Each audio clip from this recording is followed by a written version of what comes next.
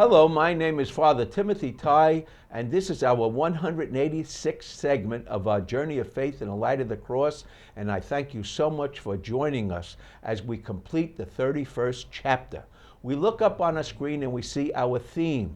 2 Chronicles gives a new view of First Temple to revive the Second Temple, Jerusalem's fervor. It assured Jerusalem that a Torah temple would bring great wealth, for the exiles' heroic observance of Torah had blessed them with great wealth in Babylon. We go to our next screen and we read, the high priest of the Second Temple in 400 BC were considered corrupt and selfish by the Talmud. We covered that in 184. First Chronicles tried to increase Jerusalem's spiritual fervor by emphasizing the connection between the temple and God's promise that out of David's line, God would raise up an eternal kingdom. Chronicles also had to placate the Persian king by distinguishing between David's warrior generation and Solomon's new educated and skilled generation, which we covered in 185. We go on to our next screen and we read, the Persians would not allow a natural kingdom that could rebel, but they could support a priestly eternal kingdom related to a temple. Chronicles demonstrated Judah's faith that God would remain faithful to his covenant despite corrupt, selfish priests by showing that God always remained faithful to his covenant with Judah despite the many corrupt, selfish kings during the time of the kingdom. We go on to our next screen and we read, Chronicles also distinguishes between Israel and Judah, and so we read in 2 Chronicles 19. So Israel, that's the northern kingdom, the 10 tribes, had been in rebellion against the house of David to this day. Notice, to this day. That means to the present in 400. Message to Persians. Judah was a small country, thus a very small threat to rebel. Persia liked to hear this, though it sounded peculiar, for Judeans were very peculiar, but very skilled and helpful. We go on to our next screen and we read, 2 Chronicles says that Solomon's temple was often closed up, which implied the Second Temple in 400 was also hard to maintain, so also often closed. 24:4, King Joash decided to restore the Lord's house. He said to the priest, go gather money to repair God's house. Why have you not gathered the tax Moses put on Israel? This was a message from the exiles. It meant they would pilgrimage to Jerusalem and gladly pay the tax in 400. Recently, scholars discovered in Babylon the financial records of very wealthy Jewish banker families about 450 BC, the same time Nehemiah came from Persia with great wealth. Many were very rich already after 100 years in exile. We go on to our next screen. Faithful to Torah, Hezekiah and King Josiah had prosperity. Chapter 29, verse 3, in his first year, Hezekiah opened the doors of God's house, which had been closed. He said, listen, Levites, purify yourselves and purify God's house. This word purify goes through all their ways of life.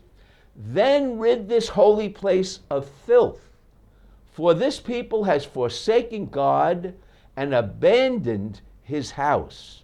They shut the doors and put out the lamps. Verse 8, so God's wrath was poured out on Jerusalem. Now you compare this with Jesus' words, the cup of my blood which is poured out for you.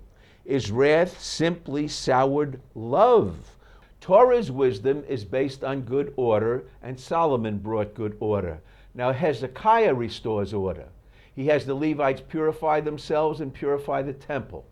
And the priests splash blood on the altar to share blood of life with Yahweh, which brings about atonement or at-one-ment. They want to be one with God. That's what sacrifice is all about for all of Israel, and this is chapter 29. As a result, the Levites sing and play God's praises, and there is great joy.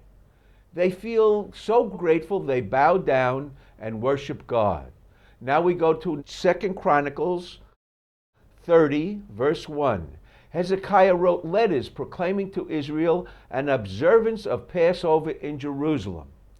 And we go to chapter 30, verse 20. Ephraim and Manasseh laughed, scorned, and mocked Hezekiah's couriers. Now, a letter proclaiming to Israel, that's the 10 northern tribes who have rebelled against Judah, an observance of Passover in Jerusalem. They don't want to be part of the Passover in Jerusalem. So Ephraim and Manasseh, Joseph's two sons who dominate the 10 northern tribes, laughed, scorned, and mocked Hezekiah's couriers. We go on to our next screen and we read 30:12. God's hand held Judah's heart, and so many came to Jerusalem. They slaughtered the Passover lamb. Priests and Levites purified their shame, and they took their appointed places in accord with the law of Moses. Hezekiah prayed for the many who had not cleansed. Now they're going beyond the kingdom back to Moses. There was great joy, for no Passover like this occurred since Solomon and David. God heard the blessing in his heavenly home. We go on to our next screen.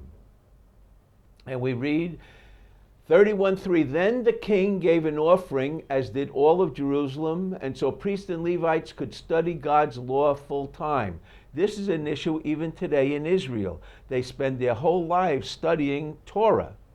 Hezekiah asked why offerings were left out in piles. The priest said, we received so many contributions, we had to pile them up outside. This is how rich they are. When they do right and they conduct the temple the way it should be conducted, they'll get many, many offerings. The great theme of Chronicles is that when Judeans zealously observe Torah, there is great joy and overflowing prosperity and blessings. Now we move on to our next phase. Assyria invades, but Hezekiah is too weak to fight. So we go to our next screen and we read, when Assyria invaded, Hezekiah and Isaiah prayed to heaven. The Lord sent an angel who cut down Sennacherib and his officers. They think it was a plague. So he returned to Assyria in disgrace and was killed by his own sons. Prayer to the Lord saved Jerusalem, not war. Now King Manasseh followed Hezekiah, and he polluted the temple with porneia for 40 years till King Josiah, chapters 34 and 35. King Josiah started the Deuteronomic reforms, and like Hezekiah, opens the doors once again, purifies the temple, and restores temple order and zealous observance of Torah. We go on to our next screen and we read, Josiah celebrated first city's Passover since Hezekiah. That's over 40 years. Now it says in 35:18, no Passover had been kept as King Josiah's since the prophet Samuel, who was a priest, and it was before the kings. We go back to the time of the judges.